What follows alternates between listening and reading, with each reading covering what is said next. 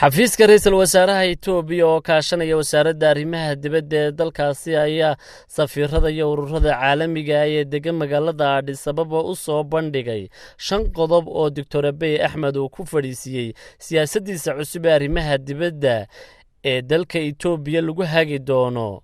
taasi oo uu ka qoray buugga uu dhowaan soo bandhigay Midimar sida lagu baahiyay barta wasaaradda arimaha dibadda Itoobiya wargeyska geeska Afrika uu soo xigtay kulankaasi oo goobjoog ka ahaa wasiiru dowlaha arimaha dibadda Itoobiya Master Marcus Takale waxaa lagu soo bandhigay aragtiyaha Dr. Abiy Ahmed iyo siyaasada arimaha dibadda Itoobiyada cusub. buuggan ayaa luqadda Amxaariga iyo Oromada lagu daabacay bishii hore waxaanu bishani ku soo baxaya luqadda Ingiriisiga.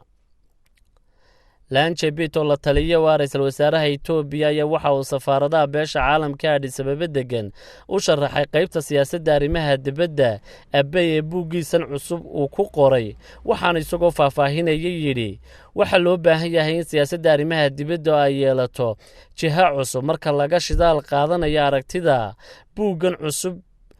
waana inay buuxiyaan 5 ujeedo. isagoo sharaxaya 5tan ujeedo ee buuggan lagu soo koobay waxa uu yidhi ujeedada koowaad waa in la isku dheeli tiro iskaashiga iyo tartanka. iskaashi aanu tartan la socon waxa uu caburinayaa hal abuurka, tartan aanu la socon iskaashina waxa uu xanibayaa korniinka.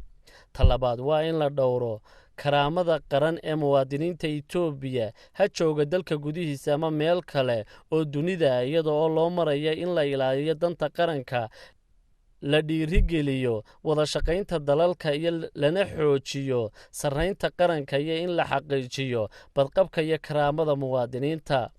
ujeedada saddexaad waa in la xaqiijiyo danta qaranka oo ku dhisan mabda'a ah in danta si caadifad ka maran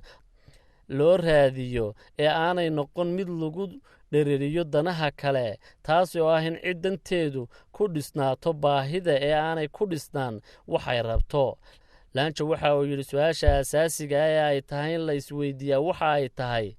ma helay waxaan heli karayay,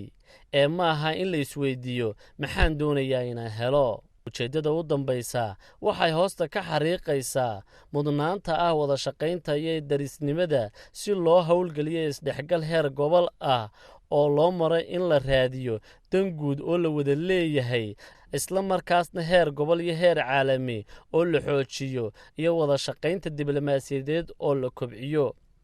Master Lanche waxa uu sidoo kale sharaxay qaabka loo fulinayo aragtida buuggan Abiy Ahmed, isla markaasna loo qaabaynayo siyaasadda arimaha dibadda ee dalka Itoobiya. waxaana isagoo arrintaasi sharaxaya yidhi tani waxay la xidhiidhaa dhisidda hay'adaha arimaha dibadda oo xoogan oo ay la socoto hogaamin iyo xirfad wadaag, iyo in la qaatay dhisidda hay'ado waari karo ay yihiin qaab gaar ah oo gacan ka geysan doona in la dhiso hay'adaha arrimaha dibadeed oo xoogan. waxay sidoo kale u baahan tahay in la abuuro awood qaran oo dhinac walba leh, taasoo si waxtar leh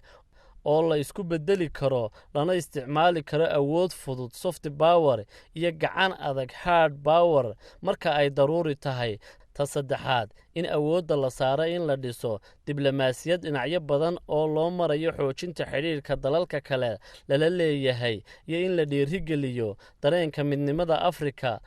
la iskuna duwo hay'ado madani ah iyo in la sameeyo diblomaasiyadda oo warbaahinta loo marayo.